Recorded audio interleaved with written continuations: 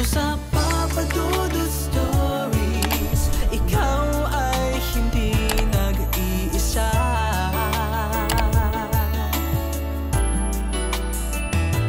Dito sa Papa Dudut Stories, may nagmamahal sa'yo.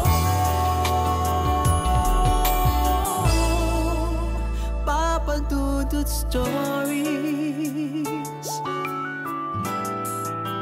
Papa Dudut Stories. Dear Papa Dudut, sa lahat po ng mga nakatutok ngayon, huwag pong kalimutan mag-like, mag-share at mag-subscribe. Maraming salamat po sa inyong lahat.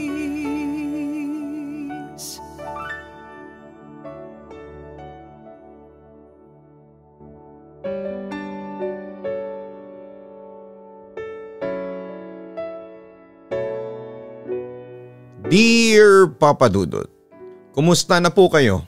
Magandang araw po sa lahat ng nakikinig at nakatutok ngayon sa Papa Dudut Stories. Ako nga pala si Hubert, half Polish and half Filipino. At nakatira ngayon dito sa Paradise Village, Project 8, Quezon City. Anyway, ang tatay ko ay taga Poland pero hindi ko siya nakagisnan dahil hindi niya ako kinilalang anak. Buti na lamang at may sumalon ng responsibilidad sa akin at siya ang kinilala kong ama ngayon. Pero hindi kwentong pamilya ang ibabahagi ko sa inyo dahil ang isishare ko po sa inyo ay isang kwentong kababalaghan. Ako mismo ang nakaranas at may chilling factor pa rin sa akin hanggang ngayon kapag naaalala ko po ito. Papa Dudut, hindi mayaman ang mga magulang ko pero kaya naman nilang sustentuhan kaming mga anak nila. Ang nakagisnang kong tatay, nagtatrabaho siya noon bilang security guard sa SM North EDSA habang si mama naman ay nagtitinda ng mga gulay sa palengke. Apat kaming magkakapatid at halos sunod-sunod, Papa Dudut, ang edad namin. Ako ang panganay at nag-iisang lalaki habang yung tatlong nakababata sa akin ay puro mga babae. Salit-salitan kami sa pagtulong kay mama doon sa palengke. Ako ay sa umaga dahil hapon noon ang pasok ko sa eskwelahan, habang sa hapon naman yung mga kapatid ko dahil pang umaga ang klase nila. Samantala'y wala kaming sariling bahay noon. Nung una ay dito kami nangungupahan sa Park Lane Street sa likod lamang ng Immaculate Conception Parish dito sa Sangangdaan. Pero dahil ng mga panahong iyon ay pinapayagan na taon-taon ay pwede magtaas ng upa. Kaya palipat-lipat din kami sa bahay. Hanggang sa mapadpad kami dito sa Paradise Village. Kamag-anak namin ang may-ari ng mga paupahan kaya hindi gaanong malaki ang upa namin. Isang malaking compound yon, Papa Dudut. May 8 apartment units, apatan na magkakaharap. Maganda at maliwalas naman ang labas kaya kampante ako noon. Doon kami sa pinakadulo sa kanan umupa dahil yun lamang ang available ng mga panahong yon. May second floor ang bahay, sa second floor ay may 3 kwarto. Since nasanay kami na magkakatabing matulog, isang room lang kami natulog lahat. First room ay ginamit namin, yung pangalawang kwarto ay ginawa na lang naming storage room para sa mga gamit namin, while ang third room ay storage para sa mga tools ni Papa. Lumipas ang ilang araw, ayos pa naman. Wala pang nangyayari pero iba na ang nararamdaman ko sa bahay. Iba kasi yung pagkakagawa ng bahay. Yung mga rooms tuwing tinitingnan mo ay parang mga nicho. Isang direksyon lang nakaharap ang mga pinto. Tapos ay dim pa sa loob ng bahay kahit umaga kasi hindi nakaharap sa sinag ng araw yung bahay. Nakakaramdam lang ako, hindi ako nakakakita at nakakarinig. Yun ang akala ko. Lumipas ang ilang gabi at nagtaka ako sa mga kapatid ko kasi parang mga tanga. Tuwing natutulog kami, yakap ng yakap. Ayokong may dumidikit sa akin tuwing natutulog. Kahit nga kulambo ay ayokong dumidikit sa akin, kaya lagi ko silang sinisipa. Hindi ko na kinaya at tinanong ko na sila kung bakit dikit sila ng dikit. Sabi ng kapatid kong bunso, may multo daw sa second room. Tapos yung kapatid kong sumunod sa akin, si Helen, sabi may multo daw sa kusina at natatakot daw sila. Yung pangalawa sa bunso, si Maggie, sabi niya ay meron daw siyang nakitang multo sa CR. Tinawanan ko lamang sila noon kasi hindi ako naniniwala. Sabi nila tuwing gabi daw nag-iingay at tulog mantika ako. Nagigising lamang ako tuwing may dumidikit sa akin at nagigising din pala ako tuwing nagla-love making ang parents ko. Hindi ko alam kung bakit pero nagigising talaga ako tuwing nagla-loving-loving sila. Pero hindi naman ako nag-iingay. Tulog na lamang din ulit ako. Okay, back to the story. I know that there's something off with the house. Pero hindi ako naniniwala sa kanila. Hindi nga kasi ako nakakarinig. Until one night ay nagising ako. Hindi dahil may dumikit sa akin, kundi dahil sa second reason stated above. So umusog na lamang ako ng kaunti para bigyan sila ng space. Kasi katabi ko ang mama ko. Tapos ay tumalikod ako sa kanila while nakapikit para kunwari tulog na tulog ako. Nakaharap na ako sa pinto. By the way, bukas lagi ang pinto ng kwarto. Hindi kasi namin sinasarado o para in case of emergency madali kaming makalabas. So yun na nga, nakaharap ako sa pinto, in other words. Nakaharap na ako sa hagdanan since harap nga ng first room yung hagdan. Natapos nang mag-love making ang parents ko. Pero hindi pa rin ako nakabalik sa pagtulog. Pinilit ko nang matulog noon nang may marinig ako naglakad sa hagdan. Simentado yung hagdan tapos ay parang nakatakong yung naglalakad.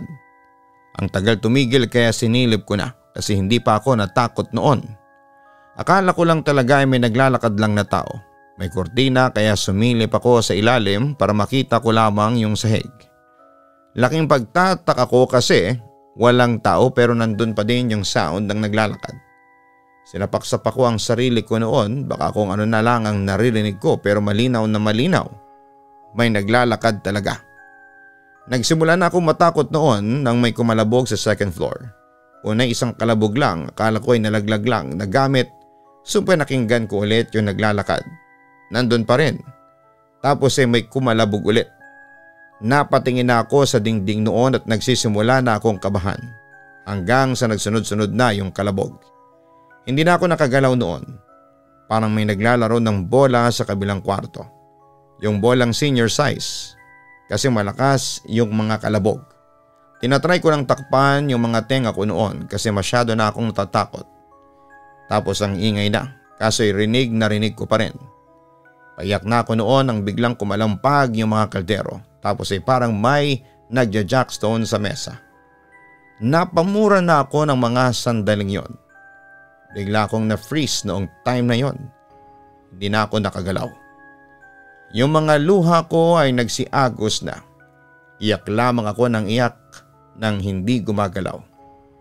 Natakot na akong gumalaw noon at buti na lamang at nagising ang mama ko at nakita niya ako na umiiyak. Nag-hysterical ang mama ko noon kasi iyak na ako ng iyak at ang higpit na ng yakap ko sa kanya. Nagising na lahat ng kapatid ko pati ang papa ko. Bumaba sila ng sala pero hindi ako lumabas ng kwarto. Pati na rin si mama kasi nakayakap nga ako sa kanya. Hindi ko na alam kung kailan natahimik yung mga ingay kasi wala na akong ibang naririnig noon kundi ang iyak ko at ang boses ni mama na alalang alala. Pinilit ako ni mama na bumaba sa sala para mailawan ako kasi walang ilaw sa kwarto namin at para makausap ako ng maayos. Pagbaba namin ni mama ay nakayakap pa rin ako sa kanya. Pagkatapos ay pinaupo naman ako ni papa at pinainom ako ng tubig ni mama. Nang medyo nahimasmasan ay tinanong ako ni papa kung bakit ako umiiyak. Tingin ako ng tingin sa kusina noon at sa second room. Hindi pa rin ako nagsasalita kasi natakot ako na baka lumabas sila pa nagsalita ako. Since wala akong sinabi, nag-decide na ang papa ko na matulog na kaming ulit. Akala nila ay nananaginip lamang ako ng masama kaya ako umiyak. Sabi ko sa kanila na hindi na ako matutulog pero pinilit ako ni mama at babantayan na lang daw ako ni papa. Hindi na daw siya matutulog kasi madaling araw na din. Kinabukasan noong nagkwento na ako sa kanila ay sinabi ko yung mga nangyari. Hindi ako takot kasi umaga na. Naniwala naman ang parents ko since sila rin ay nakakaramdam ng kung ano sa bahay na yon. At may narinig din sila minsan pero ako na lang daw ang nakarinig ng sabay-sabay na ingay noon. Simula noon ay pumagitna na ako sa pagtulog. Wala na akong pake kung masagi ako ng kapatid kong malikot. Lumipas nga ang ilang araw at naging maayos na ang lahat. Pero nandun pa rin yung weird feeling sa bahay. Yung mga ingay minsan ko na lamang naririnig at hindi na sabay-sabay. Hindi na ako pumapasok sa second room at hindi na rin ako kumakain sa kusina. Doon na lamang ako sa sala tuwing kainan na. Naintindihan naman yon nila Papa kaya hinayaan na lang nila ako. Nasa gitna na ako pag natutulog. Minsan ako na ang yumayakap sa mga kapatid ko. Nakakapraning din kasi minsan konting ingay lang ng mga kulisap ay kinakabahan ako. Todo pikit na ako tuwing may biglang kumakalabog. Mga kapatid ko minsan ay pinagtatawanan ako. Naturingan akong panganay pero ako ang matatakutin sa amin. Pero life must go on. So tapang-tapangan na ako minsan. Hanggang sa isang araw, narinig ko na lamang na nag-uusap sina Mama at Papa sa kwarto at pinagkwekwentuhan nila na nakakaranas na sila ng kababalaghan sa loob ng bahay. Doon ko na nakumpirma na pati sila ay nakakaramdam na rin ng weirdness sa bahay. Gusto na sana ni Mama na lumipat na kami ng bahay pero tumanggi si Papa. Kasi sa second floor apartment ay may 3 kwarto at malaki. Mura na ang 5,500 sa upa kada buwan. Kaya sa huli nagtitiis na lang kami sa mga kababalaghang nangyayari sa bahay. Nagtagal kami ng halos 5 buwan sa bahay, Papa Dudut, bago na pagdesisyonan ni Mama at Papa na magkaroon kami ng alagang aso para daw bantay, sabi ni Papa. Dumalas na yung mga ingay pero pa isa-isa lang. Hindi sila nagsasabay-sabay at hindi rin kami nakakarinig ng sabay-sabay. Minsan si Mama lang ang nakakarinig at minsan ay si Bunso. Madalas si Papa nakakakita din kasi si Papa. Kadalasan ay ginagawa ni Papa, hindi na siya natutulog. Binabantayan na lang niya kami, which is effective naman. Kasi nafe-feel namin na safe kami kahit andun yung ingay. Sa laki ba naman ng katawan ni Papa. Until one night, tulog kaming lahat. Todo hilik na kami nang biglang kumalabog yung second room. Akala ko'y ako lang ang nakakarinig, kaso'y nagising kaming lahat. Titingnan na sana ni Papa kasi baka gamit lang na nahulog since kaming lahat ang nakarinig noon. Nang biglang may kumalabog ulit. Hindi na kami gumalaw, si Papa ay gustong lumabas kaso'y pinigilan siya ni Mama. Yung aso namin ay nag-iingay at kahul ng kahul. Nagsunod-sunod yung kalabog, lumalakas, sina Mia at Helen ay umiiyak na. Nasa isang sulok na kaming lahat at nanginginig habang yakap-yakap kami ni Mama. Nang biglang umingay sa kusina at parang naglalaglagan lahat ng mga utensils na nakasabit. Yung mesa ay parang kinakalampag ng mga mabibigat na kamay. Umiiyak na rin si Mama. Papa ko ay humugot na ng itak. Lagi niya kasing katabi ang itak niya kapag natutulog. Hinungkot na din ni Mama ang mga rosary naming tigi-isa kami ng rosary. Sabi ni Mama ay tawagin lang daw namin si Papa Jesus. Nagdadasal na kami nang biglang lumakas yung mga ingay. Yung mga pinggan ay parang pinagbabato na. Ang ingay na ng buong bahay. Yung aso namin ay parang sinasakal at hindi na kahul yung ginagawa niya. Para na siyang nasasaktan. Hindi na kinain ni Papa at pinalabas na niya kami ng kwarto tapos ay dali-dali niyang binuksan yung front door at tumakbo na kami papunta sa bahay ng auntie ko. Pagdating namin ay katok na ng katok ang Papa ko. Ewan ko lang kung katok pa ba ang tawag doon ay halos magiba ng pinto nila auntie. Nagising lahat ng tao sa bahay nila auntie at halos gibain ba namin ni Papa ang pintuan nila. Pagbukas ng pinto ay pinapasok kami kaagad. Puro iyak pa kami noon tapos ay si Mama ay nagsasalita na may kasamang uhog at luha. Hindi na rin halos maintindihan nila auntie ang mga pinagsasasabi ni Mama. Akala ni auntie may kaaway si Papa at tumahabol sa amin. Magdala ba naman ng itak? Nang mahimasmasan na ng kaunti si Mama ay kinuwento na niya kina auntie ang mga nangyari. Hindi na nagkwento si Papa kasi busy siya sa pagpapatahan sa amin at pagpapakalma kay Mama. Tinanong ni Mama si auntie kung wala ba silang narinig na mga ingay galing sa bahay since magkalapit lang yung bahay nila at tinitirahan namin. Sabi naman ni auntie wala. Kaya mas lalo akong naiyak. Pilit na akong pinapatahan ni Papa. Bumalik si Papa sa bahay kasi naiwan si Bantay at hindi nalak ang pintuan. Pagbalik ni Papa kina Auntie, sabi niya wala na daw yung ingay pero hindi na kami bumalik doon. Natulog na kami kina Auntie. Kinaumagahan, pack up na. Umalis na kami sa bahay. Sinabihan na din kasi nila uncle parents ko na baka kung ano na ang mangyari sa amin sa susunod. Doon muna kami nagstay kina uncle ng 1 linggo bago kami nakahanap ng malilipatan. After namin wala nang rumenta sa bahay at nagtaka kami noon kasi hindi naman namin naikwento sa iba yung mga nangyari. Hindi kasi matabil sila uncle at ang parents ko. Parents na lang ng asawa ni auntie yung umuuko pa. Nung medyo nagbibinata na ako ay tinanong ko kay Papa kung ba't nangyari sa amin yon. Sabi niya ay may namatay daw doon sa second room. Yung namatay ay dati raw nangungupahan. Mula daw noon ay may nagpaparamdam na. What worse is that dumadami na daw sila. Kahit yung hindi naman namatay doon ay nakikijoin. Hindi pinabless ng auntie ko yung bahay at ewan ko kung anong trip nila. Bakit ayaw nilang ipabless? Music to their ears yata para sa kanila ang mga ingay doon. Tuwing dumadaan ako doon ay lagi akong napapatingin sa bintana ng second room. Ewan ko kung imagination ko lang ba o hindi. Pero may babaeng nakaputi na lagi nakatingin sa akin.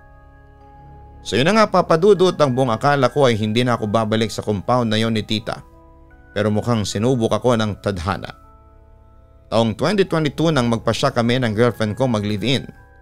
Pero dahil sa laki ng upa sa mga apartment ngayon, yung 2 palapag na apartment na may 2 kwarto dito sa Quezon City ay umaabot na nga ng 10,000 hanggang 12,000 per month. Sinubukan naman naming magtanong-tanong sa isang palapag na upa-upahang bahay sa QC at nagulat kami na umaabot yun ng 7,000 pesos hanggang 9,000 pesos. Ang budget lang namin ay 5,500 hanggang 6,000. Unfortunately, pang maliit na kwarto lamang yon. At hindi sanay ang girlfriend ko sa ganong maliliit na tirahan. Kasi lumaki ito sa may kayang pamilya. Seaman ang tatay niya at manager naman sa bangko ang kanyang ina. Anyway, nang malaman ng tiyaheng ko na naghahanap kami ng maupahan ng girlfriend ko, ay inalok ulit niya yung paupahan sa compound na pag-aari niya. Nung una ay tatanggi sana ako kasi natatakot na ako sa lugar na yon. Pero ang sabi naman sa akin ni auntie ay yung apartment sa harapan ang bakante at wala daw nagmumulto doon. At sa kauupahan lang daw namin yon sa halagang 4,000 naman. Dahil doon ay pumayag na kami ng girlfriend ko. So yon, maliwalas naman yung bahay na nasa bungad ng compound. Bali nasa left side ito at yung bahay at hilera nito ay masasabing medyo may kalumaan na kumpara sa 4 na units sa kanan. Which includes yung bahay na tinitirhan namin dati na haunted house. Good ambience ang aura ng nasabing bahay kahit na luma na. Pero pinaalalahanan ako ni auntie na buksan ko raw yung ilaw sa labas ng bahay namin at yung ilaw sa hagdan. Tinanong ko kung bakit pero sabi lang ni auntie ay para hindi kami pasukin ang magnanakaw. Pero nung tanungin ko kung ano ang logic kung bakit kailangan kong buksan ang ilaw sa hagdan ay hindi na niya ako sinagot at sa halip ay sinabi na lang niya sa amin na mag-enjoy na lamang kami ng girlfriend ko sa aming bagong tirahan.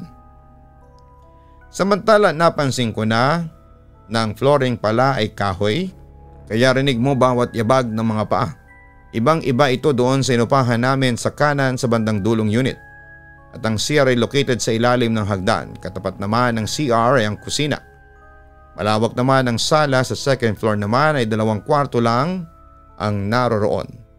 Yung pinili naming tulugan ng girlfriend ko ay yung nasa harapan, habang yung 1 kwarto ay ginawa lang naming storage room.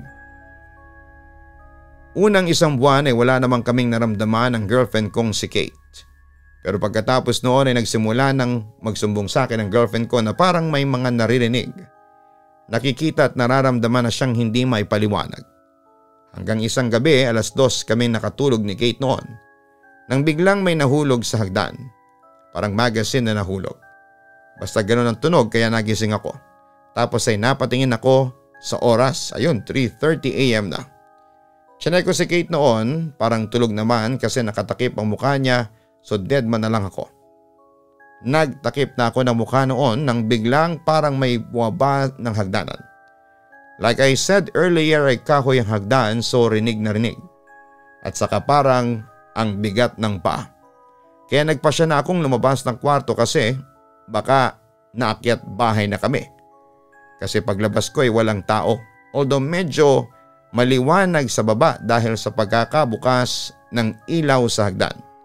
Siyempre natakot na ako at nagsara agad ng pinto.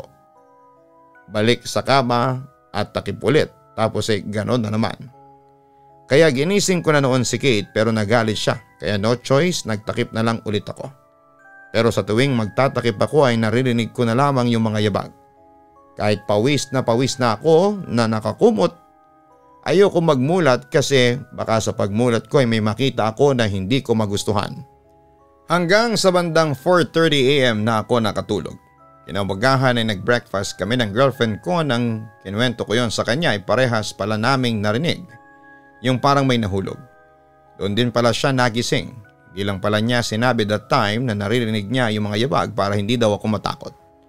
Papadudot sinubukan ko itong baliwalain at nagpatuloy lamang ang buhay namin.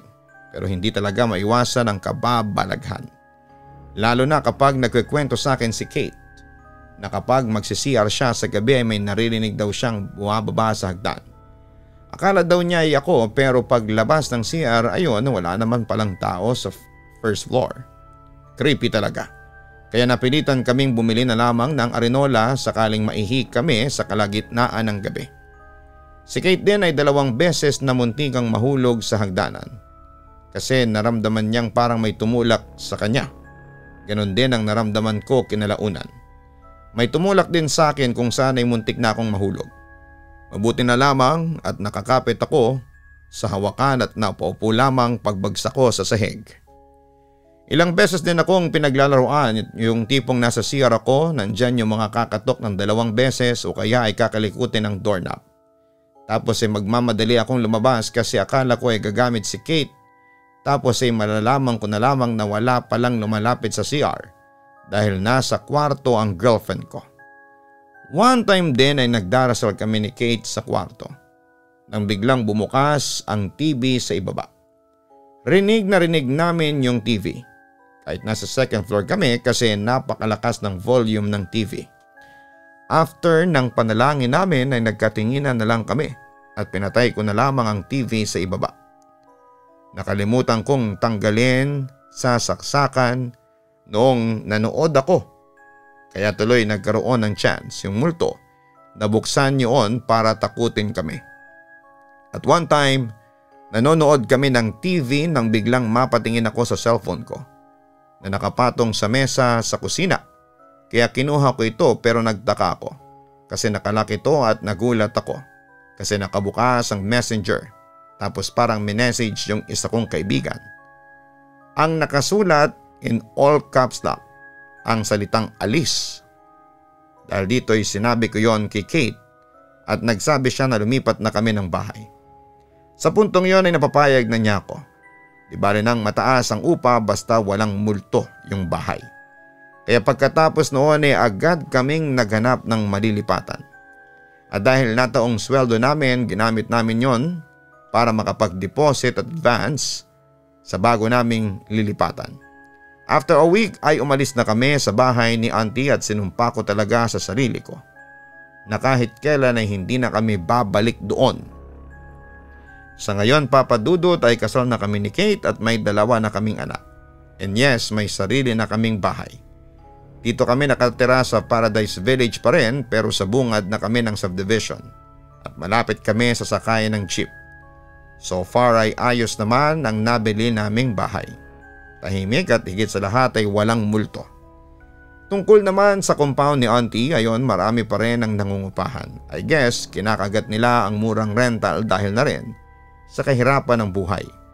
Pero ako'y hindi ko kailanman isasakripisyo ang mental health ng pamilya ko para tumira sa isang bahay na mababang upa pero haunted house naman. Ayun lang Papa Dudut, sana'y mapili mong i-air itong kwento ko at aabangan namin ito ng asawa ko sa Papa Dudut YouTube channel or Spotify. Muli maraming salamat at magandang araw po sa inyong lahat. Lubos na gumagalang, Hubert. Maraming salamat Hubert sa pagpapadala ng iyong tunay na kwento sa aming programa. Marami na tayong naitampok na kwento tungkol sa mga haunted house na paupahan. Katulad ng sinabi natin noon, kung kaya mo namang tumira sa maganda, tahimik at ghost-free na bahay, gawin mo. Huwag kang manghinayang sa maliit na upa tapos ay haunted house pala. Pero karamihan sa ating mga Pinoy, naghihigpit sa budget kaya kahit haunted house ay titirhan natin. Huwag lamang tayong tumira sa kalsada. Hindi naman natin sinasabi na huwag kang tumira sa isang haunted na bahay.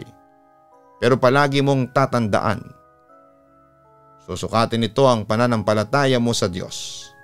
Kaya kung haunted house ang bahay mo, alam mo na, magdasal ka palagi at lalong pagtibayin mo ang iyong pananampalataya sa Panginoon. Dahil ang malakas na pananampalataya ang siyang magiging armas mo laban sa mga masasamang elemento na gustong manakit sa iyo.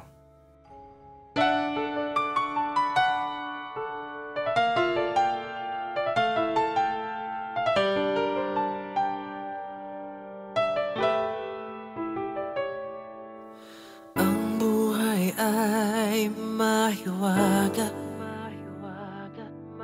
laging may lungkot at saya. Sa Papa Dudut Stories, laging may karamay ka.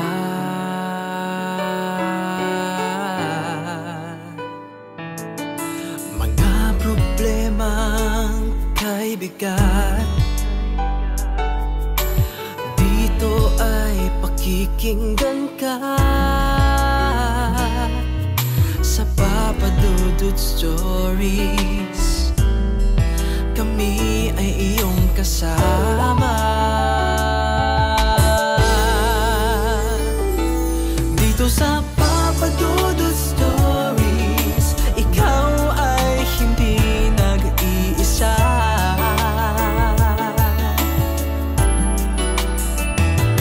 Dito sa Papa Dudut Stories, may nagmamahal sa'yo.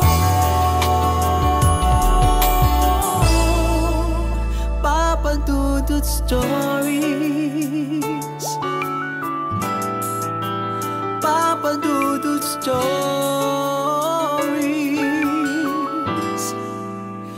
Papa Dudut Stories. Makipagkulitan! So ayun po guys, nagkakagulo na po tayo ngayon dito. Nakikita po natin. Hi everyone! So ayun na po, may mga bisita po kami. Andito po ngayon. Makipagtawanan!